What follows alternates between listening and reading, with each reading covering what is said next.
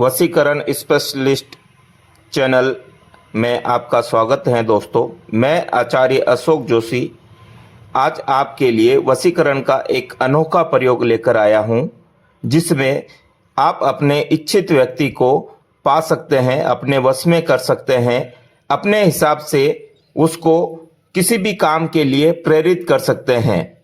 इस काम को करने के लिए एक मंत्र है, वो मंत्र मैं आपको स्क्रीन पे बता रहा हूं।